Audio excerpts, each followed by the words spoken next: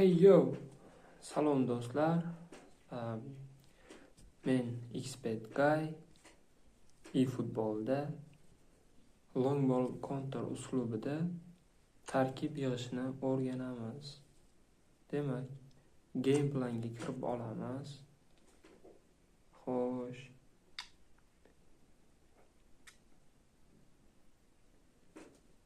Bugungi sizlar bilan gaplashadigan sxemamiz bu 4-3-1-2 sxemasi. eFootballda eng kuchli o'zi ikkita sxema mavjud. Ular 4-2-2 va yana 2. Ikkinchi sxema esa bu 4-3-1-2. Long ball counter uslubida 4-3-1-2 ni ko'rib chiqamiz. Demak, boshladik.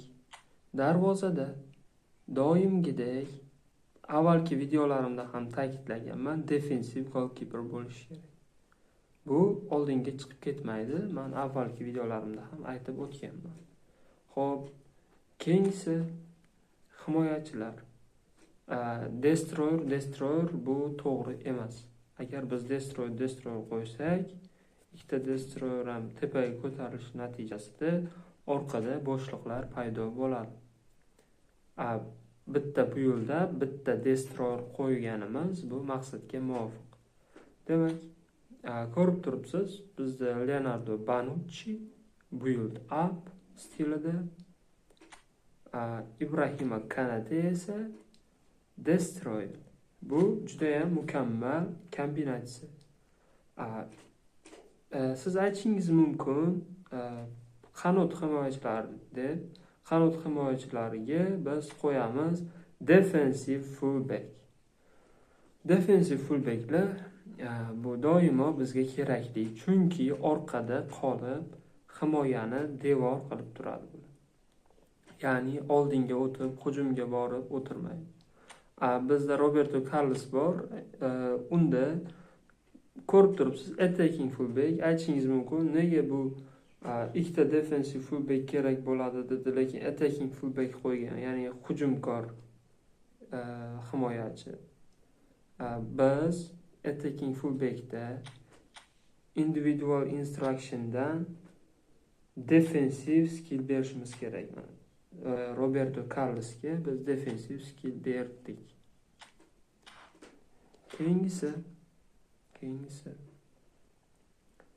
Keyingisi bu doimgidek bizda markaz defensive midfielder, ya'ni DMF. DMFda doim men aytib kelaman, anchorman qo'yaylik do'stlar, anchorman qo'yaylik DMFda.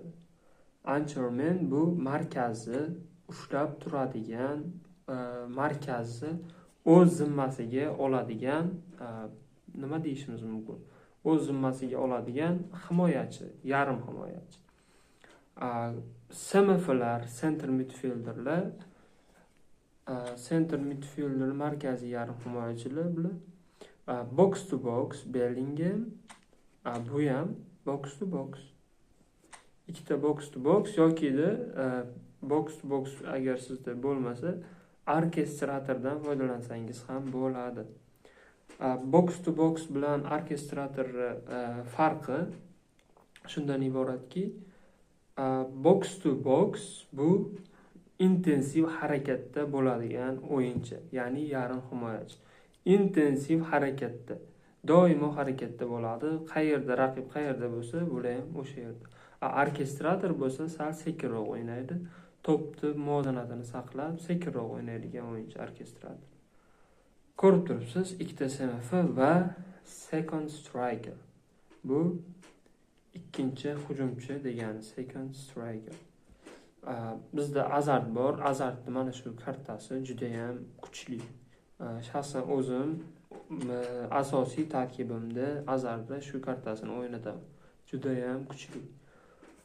Hujumchilarga keladigan bo'lsak, hujumda bizda Son Heung-min goal poacher, ko'rib turibsiz, goal poacher. Keyingisi bu Messi. Messi bu prolific winger bo'lib chiqqan, lekin biz hujumda o'ynata olamiz prolific wingerlar. Sizda agar gol pocherlar zo'rroq bo'ladigan bo'lsa, ikkita gol pocher qo'yganingiz maqsadga muvofiq. Yana doim ta'kidlayman, men zaxira sizda kuchli bo'lishi kerak. Zaxira kuchli bo'lmasa, divizionda ko'tarilish juda ham qiyin. Zaxira menda kuchli. Chunki ikkinchi taymda men doimo 60-daqiqani kutmasdan 45 уже tugadi birinchi taym va ikkinchi taym boshlanishidan oldin men doim Rummenigge, Gareth Bale, Wayne Rooneylarni tarkibimga qo'shaman. Chunki bular o'yinga jon beradi. Juda ham kuchli hujumchilar ikkalasi, Gareth Bale va Rooney. Second strikerda Rooney ham juda ham kuchli. Free, albatta free kartda Rooney, lekin free bo'lishidan qat'iy nazar kuchli kartda. Azardan free berilgan, lekin juda ham kuchli. O'zingizlar ham paslarini menimcha buni bilsangiz kerak.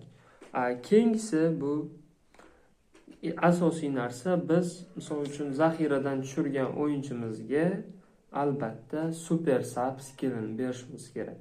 Super sub nima qiladi? Super sub zaxiradan siz o'yinchi tushirasiz, o'yinchi moslashgan bo'ladi. Ya'ni zaxiradan tushib o'yinni kuchaytirib beradi sizga. Super sub beraylik. Men Rooney bilan Gareth Bale'ga super sub skillini berganman. Rooneyda ham bor. Xo'p, ana endi Capello. Capello bu juda ham kuchli murabbiy sanaladi futbolda. Nega kuchli Capello? Chunki long ball konturda himoya kuchli bo'ladi. Avvalgi videomda ham aytganman. Hujum hamma narsa balansli bo'ladi. Meni maslahatim hozirda position game, quick counterda o'ynab, o'yini chiqmay yurgan passerlarimizga maslahatim long ball counter uslubiga o'tinglar va mana shu sxemani ham bir sinab ko'ringlarchi. Qanaqa sizga o'xshar balki. Ko'rib turibsiz, endi hamma qiziqqan savol o'zi meni dunyodagi reytingim qanaqa? Ya'ni nechanchi o'rinda turaman? Zikoni ko'rdik kecha. Ziko juda ham kuchli, rostdan kuchli Ziko. Nega kuchli? Chunki 9-o'rinni olibdi. 9-o'rin bu dunyoda kamdan kam insonlarga nasib etadi. Zikoni tabriklab qo'yamiz. Omadini bersin va biz ham Zikoni ortidan harakat qilamiz. O'shanaqa top 1000liklarga, top 100liklarga, top 10liklarga kirishga. Va qolganlarga ham men shuni maslahat beraman. Divizionda o'yinimizni oshirishimiz kerak. Ko'ramiz qani nechinchi o'rinda ekan. 8516. 8000 dalikka ekanman dunyo bo'yicha. Hozircha sizni qo'llab-quvvatlavingiz va YouTube'da mana shunaqa videolar chiqarishda davom etaman.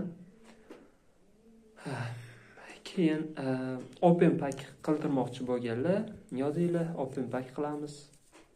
Video qilamiz akkauntingizni. 8000 dalik ham yomon emas hozircha, lekin bundan ham yuqori marralarni ko'zlayapman inshaalloh. Niyatimga yetay. Sizni ham xursand qilay. Doimo shunaqa kontentlar chiqarib. Xo'sh. Aytadigan narsam shu edi. Agarda obunachilar ko'payib ketadigan bo'lsa, streamni ham boshlayman. Stream divizionda bo'ladi. Divizion 1ga chiqamiz. 3 dan boshlab beradi-ku o'zi. Divizion 1dagilarni hozir 3-diviziondaman. Hali o'ynaganim yo'q. 1-divizionga chiqamiz. Divizionni ko'raylikchi. O'ynagan ekanman. Divizionda divizionda umumiy 11 ta match o'ynabman. Bitta mag'lubiyatim bor, 2 ta durangim bor va 8 ta g'alaba. Birinchi divizionga chiqamiz, bu hech nima emas. Aytganimdek, top 1000liklarga, top 10liklarga kirishga harakat qilamiz do'stlar. Sizlar bilan Xbet Gay bo'ldi. Xayrlashamiz. YouTube kanal yangi, obuna bo'ling. Men doimo shu kanaldaman, kanalda ijod qilishni boshlayman. Inshaalloh ishlarimiz rivojini bersin. Obuna bo'ling.